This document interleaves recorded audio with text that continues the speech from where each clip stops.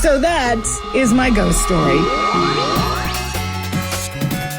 Hi, and welcome to Haunted AF, the podcast of real ghost stories told by real people. We are your hosts. I'm Julie Fisk. And I'm Rebecca Black. So coming up, we've got some truly terrifying audio from a listener in Australia. I really feel like it might have haunted me last night. I'm kind of scared to listen to it. It's so scary that I just had to tell a whole story about it in the pregame. Yeah. We also have a supremely haunted bar in Chicago and some more spooky news, this time about movies and streaming shows that are pretty close to our hearts. Okay, I can't wait to get into that. But before we jump into the stories, we wanted to share this comment from Instagram. This is from @PaulineG455, and it was a response to another Tesla video that we shared where a guy drove into a cemetery and had all those weird Tesla ghosts walking all around his car. So Pauline says, I had some Uber drivers in Teslas, and one guy actually had an encounter. He was driving along a canyon in California around 2 or 3 a.m. His vehicle showed a cyclist riding while there was nothing there. Then a couple of miles later, he saw a biker memorial site. So he was spooked. Yeah, I would be spooked too. Yeah, first of all, I didn't realize that the Teslas picked up like a cyclist. Right. I was about to say that. Like anytime that we've seen those videos, it's always just people walking around. You never see somebody on a bike. Right. So was it a motorcyclist or a cyclist? I don't know. I was thinking cyclist, but it could like be. It could bicyclist? Be. Yeah, a bicyclist. You've never ridden on a bicycle? A bicycle. I'm dumb. Oh, no, you're not. Okay. And if you have a Tesla, let us know because neither one of us do. But do you think we could just go to there's a new Tesla store like in Plano or McKinney or whatever. You think we could just go and see if we could test drive one day? Do you remember we tried that? We tried that at the one at North Park. And at first they were all about it. And then they stopped responding to our messages. Yeah. So maybe we try the new dealership now. Yeah. I'm totally down. All right. Let's just get into it, guys. So this first story comes from Australia. From someone who wants to remain anonymous. She says, have just started listening to your podcast and love it. I wanted to share a story about a house I used to live in back when I was in my early 20s. I was a single mom living alone with my 1.5-year-old daughter, and living alone had never spooked me before. That changed as soon as I moved into this house. I would always feel spooked at night and just couldn't sleep, especially in my room. A friend suggested that I rearrange the room so everything was laid out in the same way as my previous house. Great idea, I thought. So the bedroom contained a handmade bookshelf that had been screwed into the wall. So I unscrewed and removed it to hopefully make the room more comfortable. When I was finished, I sent a picture to my friend who had made the suggestion. So the photo was when live photos first became a thing on iPhone. Oh, no. My friend replied, are you home alone? And I was like, yeah. Stop. And she said, play that photo live. I shat myself when I realized clear as day you can hear a man's voice saying, it's gone. I was definitely home alone and no TV was on. It scared the shit out of me. Yeah. So I had my mom come in and sage the house.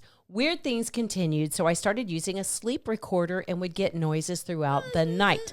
Lots of banging and footsteps on the wood floors. I would constantly get the same clicking noise, which almost sounded like marbles being clicked together, as well as men's voices in very strong accents or different languages saying things that didn't make any sense. Ooh. I always hoped that the voices were just my husband talking in his sleep, but it all stopped once we moved out of that house. The voices also never sounded like him, though I convinced myself it was him, so I didn't have to consider the alternative. And again, that is from our anonymous listener. Oh, I'm y'all. like, did your husband speak different languages? Because if he doesn't, then you know it's not him. So I have a lot of thoughts about the voices because they're very clear. And let's listen to the "It's Gone" voice that showed up on the live photo that she took after rearranging the room. Because to me, these voices sound very, very different. Okay. I played it twice, and it's kind of in rapid succession, so listen carefully. So you hear that? Yeah. It's gone. Sounds like a little bit of an English accent as Agreed. well. Agreed. Like, it's gone. One more time. Okay. So here is... Man, that's a clear one, too. It's very clear. So this is on the sleep sound machine that she got. Here are some of there's talking, some whispers, and then the click sound she was referring to.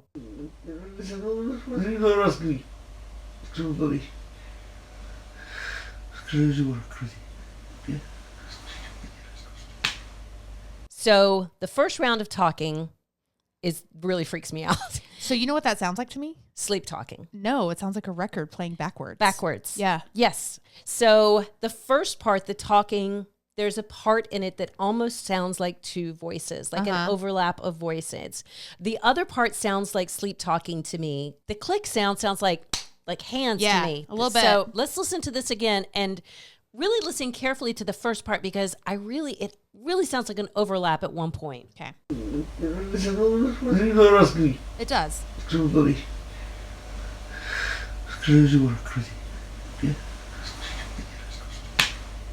That freaks me out. I listened to that first part over and over again last night. You're right. It does sound like there's a little bit of overlap. To me, it sounds like record backwards in that first little part and then some sort of foreign language. Right.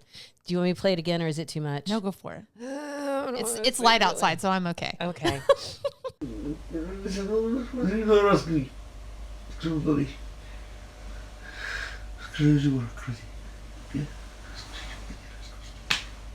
See, my husband says, and he does a lot of weird sleep talking and everything, but it's usually words. It is usually words. Yeah, if I am asleep and I talk, and my husband always understands what I'm saying. He says the sentence doesn't make sense, but I am saying like words. Right. Okay, so one of the last pieces of audio that she actually sent a ton of audio, but this is another one that really freaked me out. It's like a growl sound, and it's got that click thing. Okay. And she said she had hours and hours of this click sound.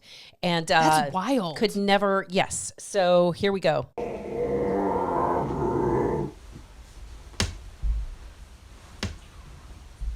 And there's a little whisper in there too. Yeah. So that growl is it's a lot. Spooky. One more time.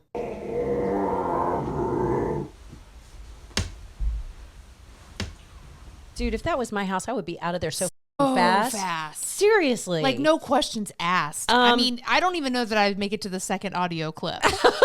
You know what, in the house. I'd be like, okay, time to go. Right. And she did say that after her mom came in, or her mom came in and staged everything, she did feel a lot better. Okay, so well, that's good. She wasn't alarmed. But again, she's not picking up any of this stuff since she moved out. So, wow. What do you guys think? She said that she shared the It's Gone audio on an Australian paranormal page. They told her it was fake. Okay. But how do they know? How do you deduce that that's fake? I don't know. So, again, guys, would love to hear what you think. I feel like this shit cursed the hell out of me. I had like nightmares. We've caught it. I know. Whatever this is. Never sleeping again. This is probably hands down the best audio I think we have ever gotten, along with like a spooky ghost story. I was texting Rebecca last night. I was like, I feel icky. Like it's one thing, and y'all know we joke around and we play around. We do. When we get something like this, it trips me out so hard. And Anonymous, I'm glad you're out of that house. Same.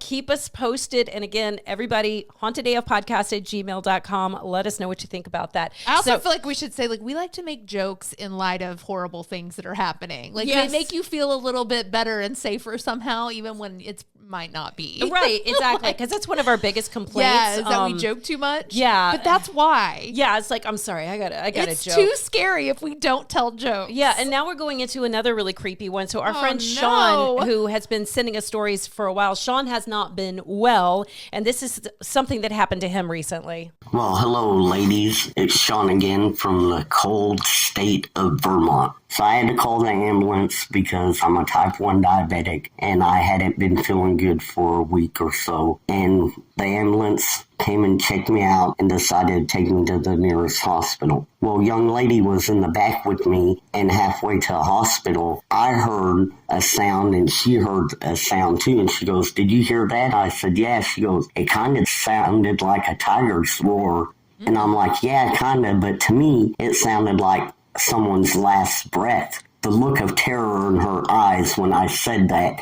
She goes, "You know, you're right. It did sound like that. And I can't tell you the person's name, but recently someone did pass away in this ambulance." But it was pretty cool that we both heard it. But when I said it sounded like someone taking their last breath, like going, that's what we both heard. Oh. I feel like there's probably a lot of stories coming out of ambulances. Sure. Like, how could there not be? I'm sure it sees a lot of death. Yeah. Oh, God, that's so hard. All right, so on to some spooky news. We got to take a little break from all the super scary stuff. Seriously. We're all feeling cursed. Hang on. Nope, what do you Actually, need? I need to take a little bit of your tissue Oh, you because go now right my ahead. nose is running. My eye is running. We're just a hot mess. Not only are we scared of everything right now, but we have leakage from almost every orifice in our say face. that. In our face. In our face. In our face. I went above the waist. Face. Okay. All right. We've got some interesting spooky news to share with you again, starting with a movie about Art Bell that's in the works, apparently starring the one and only Paul Giamatti. How perfect is this? I'm already on board. This me is going to too. be amazing. So it's still in the pitch phase, but there's some big studios like Warner Brothers and Amazon who are already bidding on the film. And it's about the late paranormal DJ who broadcast his coast-to-coast radio show from a home studio outside of Las Vegas. If you are not familiar with him, people would call in and they would tell their supernatural stories. And though it's still available on Premiere Networks, Art Bell hosted it and, of course, made it famous from 1988 to 2003. We will post a link in the story in our show notes, but that's pretty much all we know at this point. Yeah. But I'm already on board. Art Bell walked so we could run. How is that not a t-shirt? I know. Oh, that's what I wonder if we probably can't even use his name. Why though. wouldn't we be able to? We're not using his likeness. I'm sure that it's like we'll look we'll look into that because that would be great. And this one came to us by way of listener Brittany Evan Keyworth, who sent us this trailer for the new true crime docuseries called The Fox Hollow Murders, Playground of a Serial Killer. So it's about serial killer Herb Baumeister, and you might remember one of our favorite stories from Audrey in 2021, who lived right behind Fox Hollow Farms and had some amazing stories about it. She ate a gummy and told us all about it. This is, again, one of the greatest entries we've ever had on this podcast. So great. We actually use her at the beginning of every episode now. So I got a story. That's Audrey. And now there's a whole series about the murders on Hulu. We haven't had a chance to watch it yet. Let us know if you do and what you think. And you can also go back and listen to Audrey's story in episode 4 of season 6. It's Haunted AF's Swimming with a Serial Killer. And we'll post a link to that in the show notes. But it ended up being our #1 story that year. Oh, really? Yeah. I'm not surprised. It was a great story. I wonder if Audrey did any interviews for the docuseries or I her highly- family or anything. I highly doubt it because it is definitely about the murders. And Right. she didn't really have any input. She just had input about like living there, what it was like true. afterwards. And it looks like apparently they always wondered if there was an accomplice. And so they found some dude. Okay. Yeah. And he's like, do you think I'm the accomplice? So you know what? We'll share the trailer if we can. We'll put the trailer somewhere so y'all can check it out because it looks creepy. Woo! Spooky clears coming through from the afterlife just for you. So tune in, don't freak, it's the dead man off awake.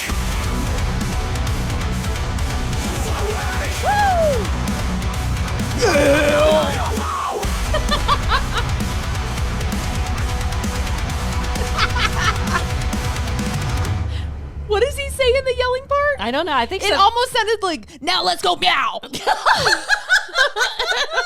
Which would be amazing if that is what he actually says. in my head from here on out, that is what he's saying. Of course, Let's go meow. that is Scott from archosaurtt.com. He shared an amazing story with us last week. Yeah, he did. That's right. Love him so much. Oh, so good. All right. So this week's Dead Pet of the Week comes from Caroline. And she says, hey, Julie and Rebecca, here's my Dead Pet of the Week story. This past Christmas, my parents had to put down their silver standard poodle, Theo. Oh, I'm so sorry. Poor Theo. My dad had taken him to the dog park and he was running around having fun, then suddenly collapsed. Oh, That's awful. Dad took Theo to the ER vet where they found a cancerous tumor in the upper right side of his heart.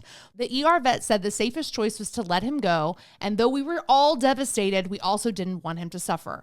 Well, anytime Theo wanted attention, he would plop one of his front paws on you like, love me, pet me. Flash forward several weeks, and I was at my parents' house one night watching TV. I was falling asleep, but woke up quickly when I felt something hit my foot. I looked down, but nothing was there. I'm a skeptic about ghosts and even animal ghosts, but maybe it was Theo giving me one more little paw slap to let me know that he was okay. Sorry for my long-winded story. Glad you ladies are back and love the podcast, Caroline. Oh, and then she sent us a picture of precious baby Theo. Theo is so perfect. It's like if you looked up standard poodle Yeah.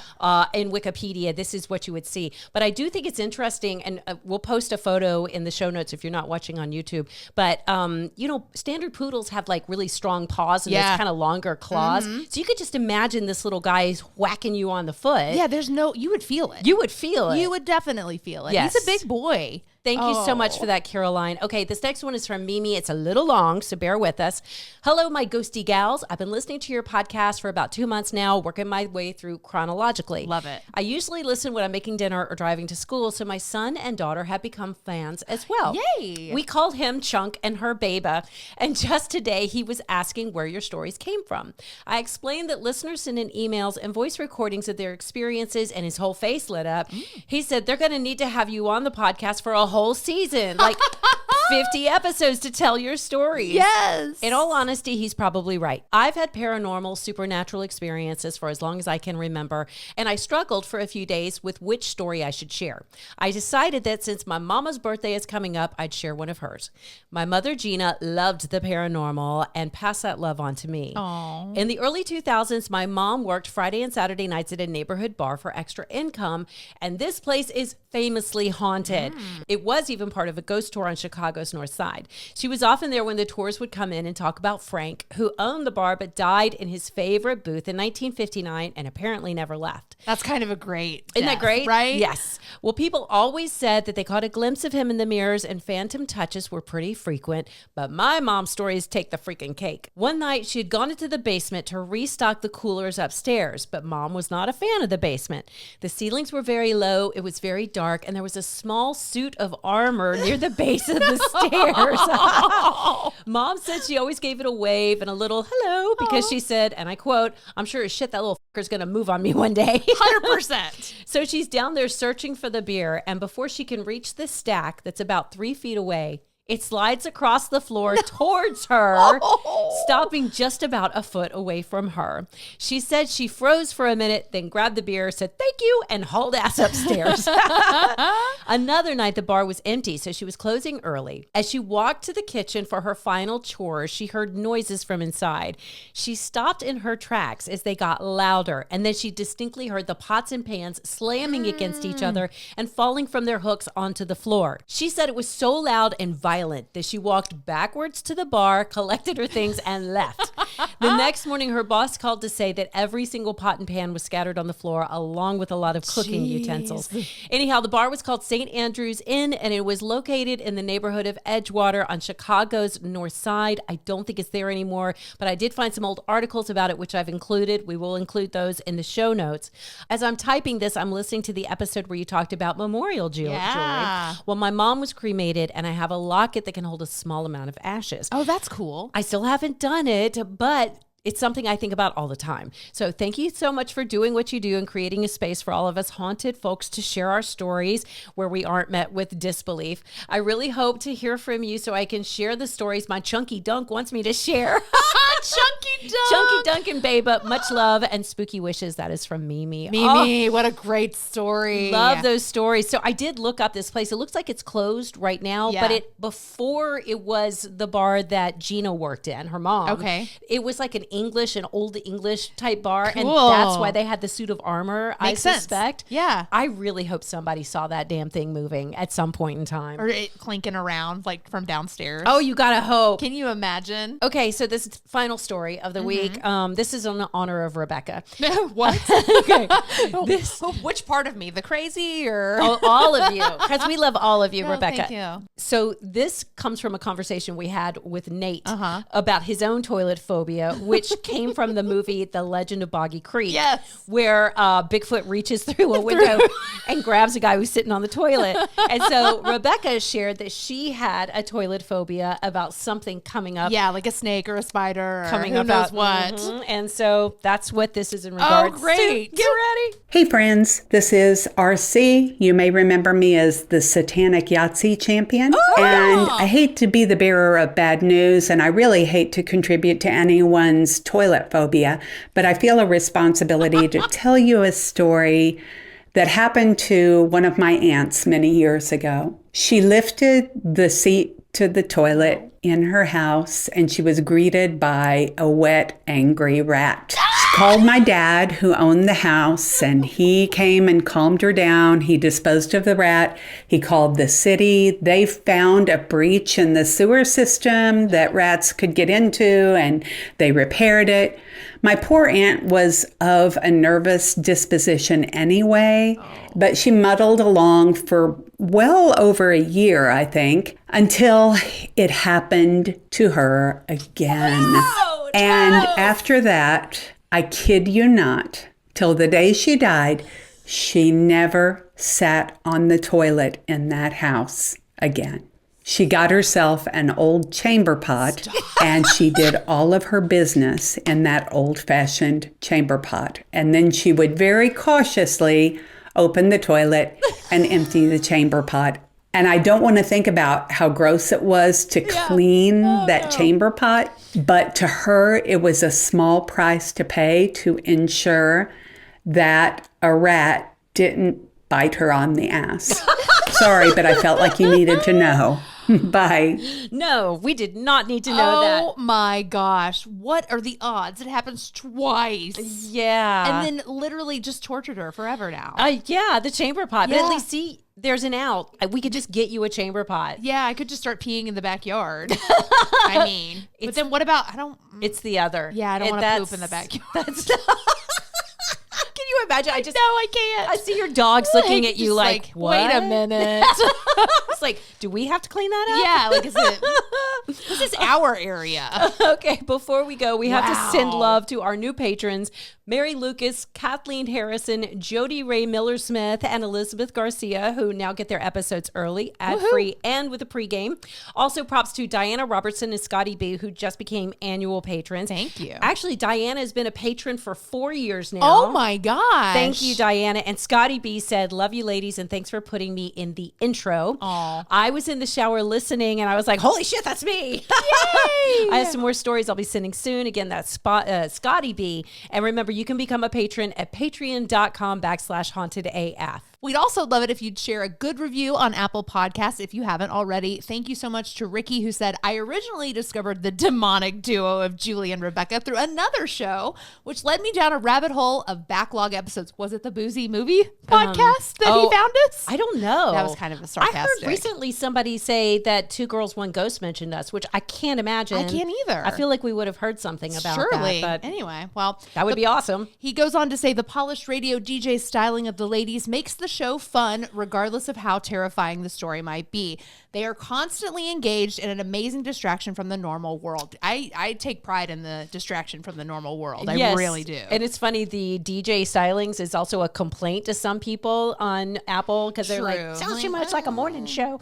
well, you're both former morning show people. Yeah, so that literally sorry. the only talent we got from that. The only talent. Speaking of Ricky, I got his name wrong when I read his story about the girls with the coal black teeth. Oh yeah, that was a great story. That's Ricky. I called him Robert, and he still likes us. Yeah, thanks. He Thank still you. gave us a positive review. So be like Ricky and leave a nice review, and then send your spooky stories to hauntedafpodcast@gmail.com so we can use them in season 11 of Haunted AF.